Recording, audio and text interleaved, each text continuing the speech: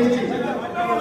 যে কোনো সময় মাইনগর ব্লকের যদি চা চক্র শুরু হয়, আমি এমএলএ স্বামী ভোজনের সৈনিক হিসাবে মুখ্যমন্ত্রী শুরু করতে চাই।